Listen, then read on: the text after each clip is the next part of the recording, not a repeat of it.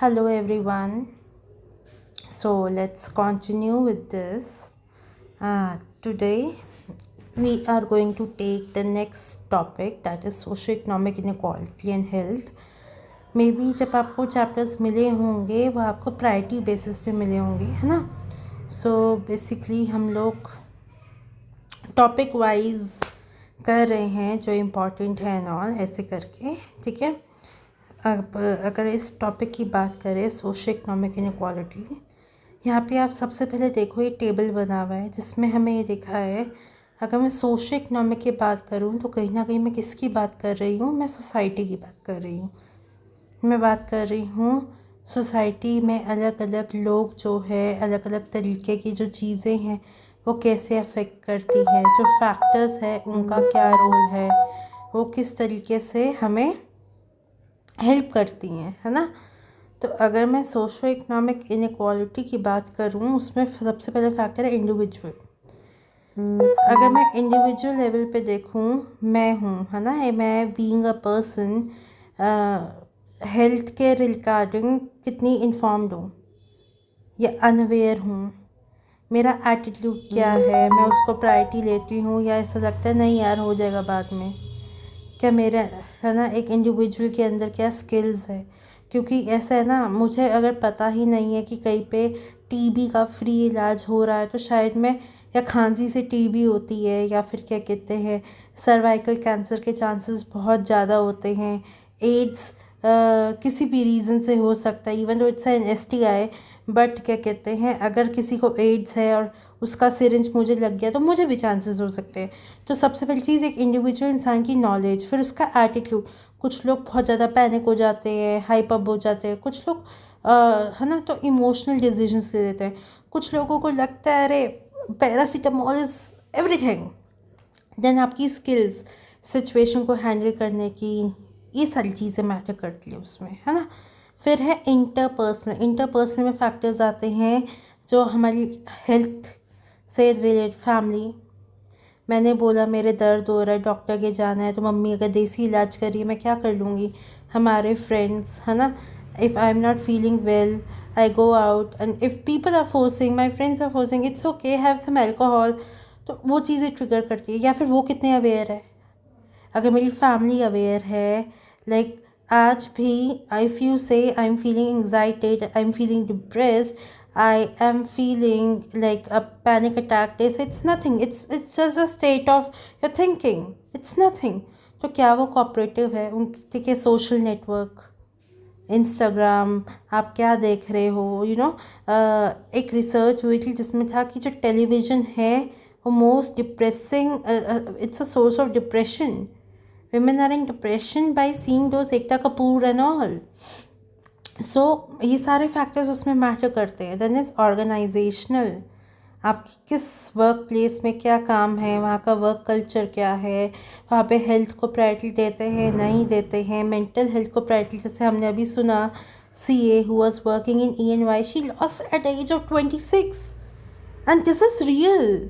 People don't actually understand the importance of personal life. तो organisational factors for community, आपकी organisation से relation क्या है, आपके वहाँ पे फ्रेंड्स हैं, आपके आसपास लोग आपको समझते हैं. ठीक है. देन लॉज भी तो आते हैं, हेल्थ से रिलेटेड लॉज क्या है, स्टेट में फैसिलिटीज़ क्या है, नेशनल लेवल पे क्या फैसिलिटीज़ है, हम किस तरीके से उसे ग्रैब कर रहे हैं. तो ये सारे फैक्टर्स हैं जो डिटरमाइन करते हैं. अगर मैं अब ओके, तो let's come to this. Socio economic inequality refers to unequal distribution of resources.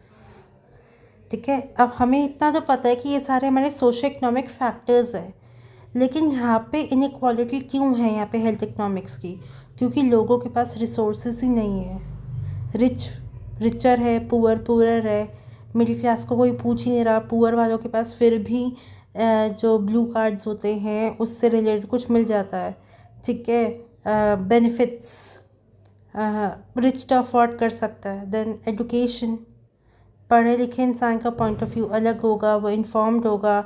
जो अनपढ़ होगा उसका पॉइंट ऑफ व्यू अलग होगा. Health care facilities, government hospital है या नहीं है, जैसे हमारे यहाँ पे दून है, है ना, वहाँ पे डॉक्टर्स कैसे हैं, टेक्नोलॉजी कैसी है, दवाइयाँ कैसी है। तो ये आपकी है हमारी हेल्थ को 101% अफेक्ट करते हैं। इसका की कॉन्सेप्ट क्या है? People with lower socio economic status often experience worse health. आप क्यों? क्योंकि वो उनको ना नॉलेज है, ना इनकम है, ना एजुकेशन है, कुछ नहीं है। फैसिलिटीज़ का वो क्या करेंगे अगर है भी तो? मे बी एक तो उनको स्ट्रेस बहुत रहता है, ठीक है, उनके पास लाइफस्टाइल ऑप्शन नहीं है, अनहेल्दी लाइफस्टाइल होता है, और ऊपर से वो इतने अनअवेयर होते हैं उन्हें पता ही नहीं होता क्या हो रहा है। They are too much into alcohols and all, ठीक है। ऑब्जेक्टिव क्या है? The presentation explores the connection between socio economic equality and its impact. तो यहाँ पे हम क्या पढ़ेंगे? इस प्रेजेंटेशन का ये ऑब्जेक्टिव ये है कि हम लोग ये पढ़ेंगे सोशो इकोनॉमिक इनइक्वालिटी से आपकी हेल्थ एक इंडिविजुअल लेवल पे, नेशनल लेवल पे हेल्थ पे क्या असर हो रहा है, ठीक है। अगर हमें सोशो इकोनॉमिक इनइक्वालिटी क्या होती है? अनइक्वल डिस्ट्रीब्यूशन, हम पढ़ चुके हैं। अपॉर्चुनिटीज़ नहीं है, प्रिविलेजेस नहीं है, डिस्पैरिटी है बहुत ज़्यादा, बेसिक सर्विसेज नहीं मिल रही, ठीक है। लोग जो गरीब है वो बहुत गरीब है, उनको खाना खाने को नहीं मिल रहा, उनको क्वालिटी एजुकेशन नहीं मिल रही, उनको मेडिकल सर्विस नहीं है, हॉस्पिटल नहीं है, हॉस्पिटल डॉक्टर्स नहीं है, तो क्वालिटी ऑफ लाइफ है ही नहीं। इन सबको हम सोशो इकोनॉमिक फैक्टर्स कहते हैं। अगर मैं हेल्थ सिस्टम की बात करूं, हेल्थ सिस्टम में हॉस्पिटल तो पेशेंट्स तो बहुत सारे हैं, है ना, डॉक्टर्स उतने नहीं हैं, या उन डॉक्टर्स को लगता है इनकी लाइफ इम्पॉर्टेंट ही नहीं है, ठीक है। How socio economic inequality impact health. इनको बहुत ज़्यादा लाइक वो अफोर्ड नहीं कर सकते, उनको इंश्योरेंस का बारे में नहीं पता। अब होपफुली वो आ गया है आयुष्मान कार्ड, ठीक है। पहले उनको पता ही नहीं था इंश्योरेंस क्या है, कितना वो खर्चा सुन के ही थोड़ा नर्वस हो जाते हैं। जो कम्युनिटीज़ है उनको नहीं पता जिम तो मैंने बहुत ज़्यादा ही बोल दिया, उनको इतना नहीं पता साफ़ पानी, साफ़ इन्वायरमेंट, साफ़ कपड़े, हेल्दी खाना, न्यूट्रिशियस खाना, ठीक है, वॉक पे जाना, मेंटल हेल्थ, ये सब। उनकी लिविंग कंडीशन क्या होती है? एक कमरे में 8 लोग रह रहे हैं, ना गंदगी है, कूड़ा है, स्लम एरिया जैसे होता है ना साफ़ पानी है पीने को, ना खाना है, ना साफ़ कपड़े हैं, तो उनका लिविंग कंडीशन सच में बहुत बुरा होता है। तो ये उस चीज़ को लेके काफ़ी एक तरह का वो था, ठीक है। उनको नहीं पता कि तबीयत ख़राब हुई है तो वो पैरासीटामोल खा लेंगे, अजवाइन का पानी पी लेंगे। विमेन जो उनकी अगर गायनेक इश्यूज़ हो उसे तो इग्नोर ही करेंगे, जबकि ऐसा नहीं होता। They need to visit doctors, है ना। अच्छा, फिर है क्रॉनिक स्ट्रेस। अगर मेरे पे पैसा नहीं है, अगर तो पैसा नहीं है, वही मेरा सबसे बड़ा स्ट्रेस है। विमेन ज़्यादा स्ट्रेस रहती हैं, क्यों? पैसा नहीं है अलग चीज़, बच्चे बहुत सारे हो जाते हैं, और क्या कहते हैं, फाइनेंशियल इंस्टेबिलिटी भी है। And then men are more into alcohols and all, ठीक है। तो लॉन्ग टर्म स्ट्रेस रहता है जिससे कि उनको heart disease, mental health issues, hypertension, और उनको खुद को ही नहीं पता होता कि there is something called health issue, there is something called mental issue, there is something called hypertension. उनको हर चीज़ बस दे जस्ट इग्नोर। तो लोअर इनकम वालों के पास ऐसा क्या है, क्यों है? फूड नहीं है अवेलेबल, फिज़िकल एक्टिविटी कोई नहीं है, उनको वॉक पे जाना, जिम, मतलब when you are working, like आप लेबर वर्क कर रहे हो, आप फिर भी ठीक हो, है ना। लेकिन अगर आप स्मोक कर रहे हो, ड्रिंक कर रहे हो, तो फिर कोई फ़ायदा नहीं है। तो कंडीशंस क्या होती है हमारी, अगर हम देखा जाए, हमारी हर एज की अलग अलग इश्यूज़ होते हैं, हर जेंडर का अलग होता है। मेल अलग फेस करते हैं, फीमेल अलग फेस करती हैं। फिर बहुत सारे कॉन्स्टिट्यूशनल फैक्टर्स होते हैं, अलग अलग स्टेट में वुमेन के लिए कुछ फैसिलिटीज़ है, मेन के लिए अलग फैसिलिटीज़ है ना। और ऐसे ये इन जनरल नहीं बोल रही हूँ, हर इंडिविजुअल पे भी डिपेंड करता है। Even if you are rich you can afford, अगर आप नेग्लिजेंट हो आप क्या ही कर लोगे इससे। ये और जब मैं कहूँ इंडिविजुअल पे, उसका इन्वायरमेंट भी इम्पैक्ट करता है। आपके घर का क्या माहौल है, आप अंदर से सही रहना चाहते हैं, नहीं रहना चाहते हैं, तो इसमें सब जो कंडीशंस आती है वो कौन कौन सी आती है? आपका वर्क इन्वायरमेंट। अगर मैं जहाँ काम करने जा रही हूँ रोज़ वहाँ पे जजमेंट्स हैं, लड़ाई है, झगड़ा है, इश्यूज़ है, बात बात पे मीटिंग है, आज ठीक है, लेट डाउन किया जा रहा है, तो पॉलिटिक्स है, आप काम करना पसंद नहीं करोगे। एजुकेशन, अगर आप पढ़े लिखे हो आपका पॉइंट ऑफ व्यू अलग होगा, है ना। अगर नहीं हो तो आप अलग, आपका फूड प्रोडक्शन, रोटी कौन सी खा रहे हो, गेहूँ जो होता है, चावल क्या खा रहे हो, ये सब अगर मैं बात करूँ, अगर लेकिन ये चीज़ हमारी उसको बेटर करती है फिर भी। लेकिन अगर मैं बोलूँ अनएम्प्लॉयमेंट, बेरोज़गारी, जॉब ही नहीं है, सबसे बड़ा स्ट्रेस है। तबीयत ख़राब होगी तो आप जो सेविंग्स है वो लगाओगे, सारा पैसा जाएगा। ठीक है, वाटर सैनिटेशन, अब लाइक मोदी के बाद जहाँ सोच वहाँ शौच वाला जो सिस्टम आया तब, वरना अभी भी लोग जो है खुले में जा रहे थे, अनहाइजीनिक तरीके से, सैनिटेशन फैसिलिटीज़ थी नहीं। ठीक है, हेल्थ केयर सर्विसेज कितनी अवेलेबल है, हाउसिंग, घर नहीं है, अगर आप सड़क पे रह रहे हो तो ऑब्वियसली आपके ऊपर जो रिस्क होगा वो ज़्यादा होगा, है ना। Global inequality in health, wealthy countries में भी ये हेल्थ डिस्पैरिटीज़ है, यूके में भी, यूएस में भी। क्रॉनिक डिजीज़, लाइफ एक्सपेक्टेंसी है, स्ट्रेस, टेंशन, बीपी, डायबिटीज़, ये कैंसर भी अमीरों में पाया गया है, ऐसा नहीं है। ठीक है, और डेवलपिंग नेशन में तो रीज़न है इंफ्रास्ट्रक्चर ही नहीं है, साफ़ पानी नहीं है, पॉवर्टी है, तो ऑब्वियसली बात है ना, गंदा पानी है, मच्छर, कीड़े मकोड़े, ऐसी चीज़ें फैलेंगी। ठीक है, अगर रिच कंट्री में इंसान 80 साल तक जी सकता है, और हमारे में आप देखते हो एवरेज एज क्या है, 60 है। ठीक है, वेल्थ कैप क्या है कंट्रीज़ का, वो डिपेंड करता है उनकी हेल्थ डिस्पैरिटी क्या है।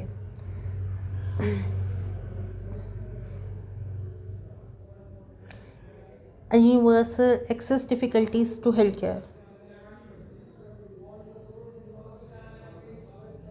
यूनिवर्सल हेल्थ केयर एक ऐसी चीज़ है जो कहीं पे भी कोई भी अवेलेबल कर सकता है।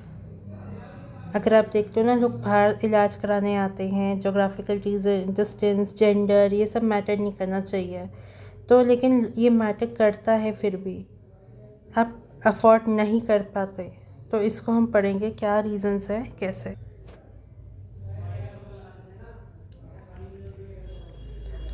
Universal access to healthcare is a norm in most of the developed countries and some developing countries.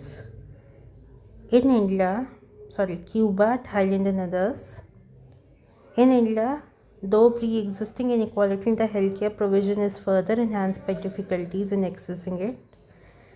These access difficulties can be either due to, first, geographical distance, second, socio-economic distance, third, gender distance.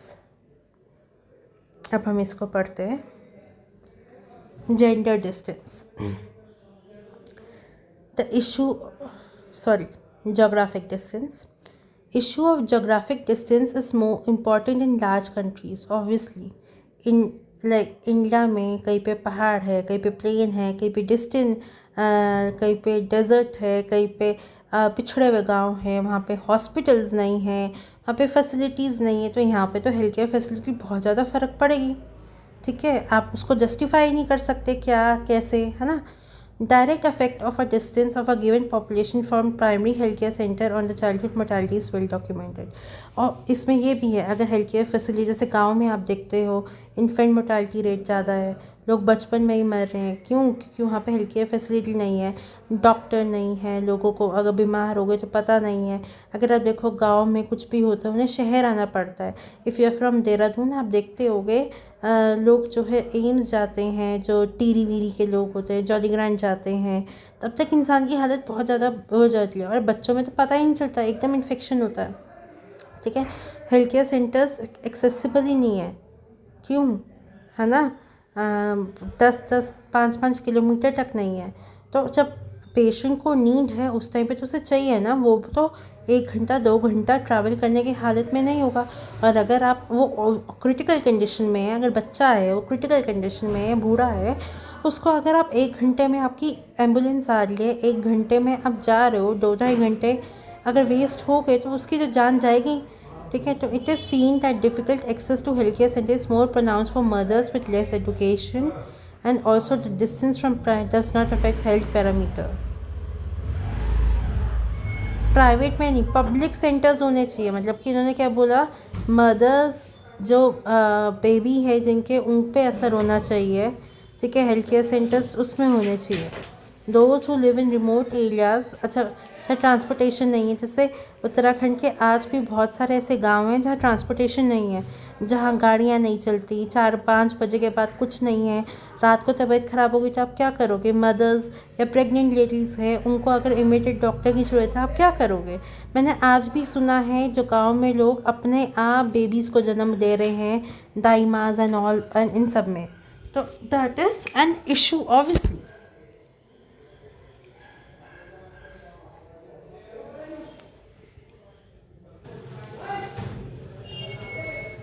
फिर आता है socio economic distance. अगर हम socio economic distance की बात करें, a different aspect of health care access problem is notice in case of urban poor. ये basically ये रूरल प्रॉब्लम नहीं है, जैसे ऊपर वाली तो जो जोग्राफिकल कंडीशन हमारी अर्बन है, ठीक है, सॉरी रूरल है, गांव की है। ये वाली अर्बन है, शहरों की है। शहरों में अगर मुंबई है, दिल्ली है, आप देखो कि स्लम्स बहुत है ना। लोग छोटे छोटे छोटे छोटे चौपाल्स जो होते हैं या उन सब में रह रहे हैं, वो पुअर है। वो लोग यहाँ पे गांव से आए काम करने के लिए, लेकिन अब उनके पास ना जगह है ना कुछ है। तो ये जो सोशो इकोनॉमिक डिस्टेंस है ना, ये उनका मैटर है। Data from urban slum shows that infant and under 5 mortality rate for the poorest 40% of the urban population are as high as rural area। इन्होंने ये देखा, जो पुअर लोग हैं, जो शहर तो आ गए क्योंकि शहर में सर्वाइव करना और मुश्किल है। आपके पास अपना घर नहीं है, खाना नहीं है, पॉपुलेशन बहुत ज़्यादा है, पोल्यूशन है, तो यहाँ पे इन्फेंट मोर्टालिटी रेट तो बहुत ज़्यादा है, ठीक है। मतलब like urban people poor are particularly affected. अच्छा, अब अर्बन पुअर को क्यों, ये सोशो इकोनॉमिक डिस्टेंस का क्या मैटर है? उनकी इतनी अर्निंग कैपेसिटी होती नहीं, बच्चे बहुत सारे होते हैं, ठीक है। तो अच्छा, अब पैसे नहीं है, खाना कैसे खिलाओगे? घर नहीं है, शेल्टर में कैसे रहोगे? कैसे? अगर घर ही नहीं है तो प्रॉपर सैनिटेशन भी नहीं होगा, है ना। और जब इतना बेसिक नहीं है तो एजुकेशन की तो आप बात ही कर लो। उनके पास कुछ भी नहीं है, अवेयरनेस नहीं है, एजुकेशन नहीं है, सैनिटेशन नहीं है, घर नहीं है, पैसा नहीं है, ठीक है। तो वो लोग अब खाना भी नहीं खाते तमीज़ से, उनका हाइजीनिक सैनिटेशन नहीं होता। तो कहीं ना कहीं ये सारी चीज़ें उनकी हेल्थ को बहुत ज़्यादा सुपर इम्पैक्ट कर देती है, विच इज़ रॉन्ग, ठीक है। They are always economically affected because they do not have savings both money and food. अच्छा, ऑब्वियसली बात है, जो इंसान कमाई नहीं रहा वो सेव क्या करेगा? सेव ही नहीं करेगा तो फिर उस वो तो दिक्कत है ना मनी है ना फूड है। तो उनको रोज़ और स्ट्रेस, जब आपके साथ बहुत ज़्यादा ऐसा होता है, you are into too much stress, ठीक है। अब इनमें अगर आप देखो, जो लोअर क्लास में HIV, AIDS, TB, dengue, pneumonia, cholera, ये सारी जो डिजीज़ेज़ है ना, या तो ये स्प्रेड होती है अनहाइजीनिक रीज़न से होती है, हमारे वेक्टर्स डिसीज़ेज़ होती है, ठीक है। तो हाईली स्प्रेड होती है, और वाटर सैनिटेशन ना होने की वजह से तो उनको बहुत ज़्यादा, और क्योंकि उनके पास ट्रीटमेंट के भी पैसे नहीं होते, तो ऑब्वियसली फैटल भी बन जाती है इन लोगों के लिए, ठीक है। अगर बारिश है, आंधी है, तूफ़ान है, तो कहीं ना कहीं से तो वो अफेक्ट होता ही है ना। उनके पास घर ही नहीं है, इन्वायरमेंटल रिस्क उनके लिए बहुत ज़्यादा है। ये सारी चीज़ें इन सबको अफेक्ट तो कर ही लिया है, ठीक है। अगर मैं अब आते हैं जेंडर डिस्टेंस, बहुत इम्पॉर्टेंट है जेंडर रिलेटेड डिजीज़, ठीक है, क्योंकि फीमेल पॉपुलेशन की हेल्थ बहुत इम्पैक्ट होती है, मेंटल हेल्थ बहुत इम्पैक्ट होती है, पोस्टपार्टम डिप्रेशन कोई नहीं समझता, वुमेन को विटामिन मिनरल की कमी की वजह से बहुत चीज़ें होती है, मॉर्बिडिटी मोर्टालिटी रेट बढ़ गया है, ठीक है। मेन को लगता है कि इसकी क्या ज़रूरत है, certain things that they go through, ठीक है। एंड वुमेन बोल नहीं पाती, उनको ऐसा लगता है paracetamol is only what they need. नहीं, ऐसा नहीं होना चाहिए, ठीक है। तो वायलेंस रहती है बहुत ज़्यादा, ये सब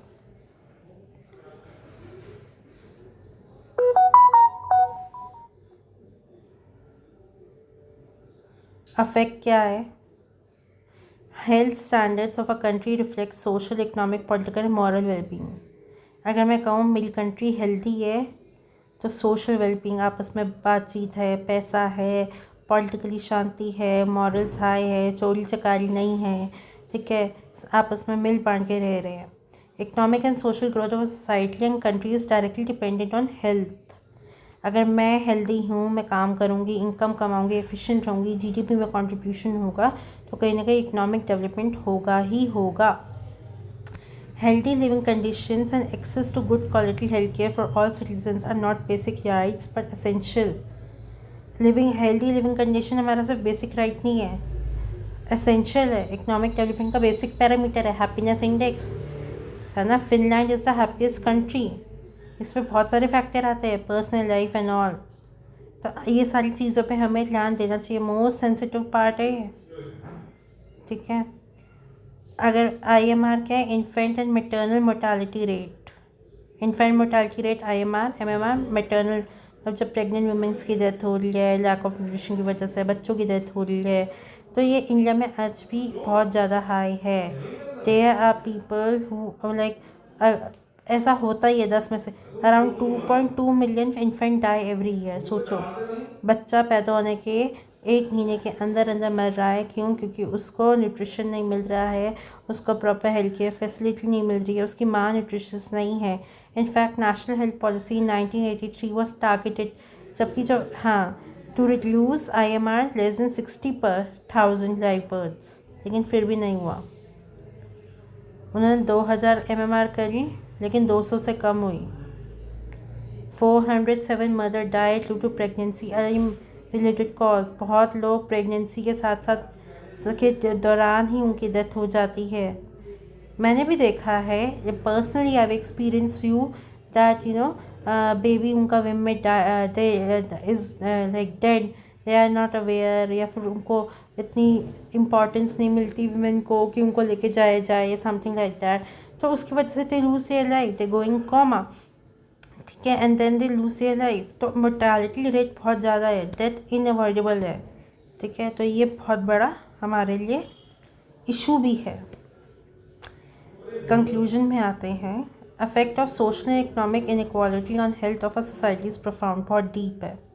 सोशल इनइक्वालिटी, इकोनॉमिक इनइक्वालिटी का जो असर है बहुत ज़्यादा है, इस पे हम कुछ नहीं कर पा रहे हैं।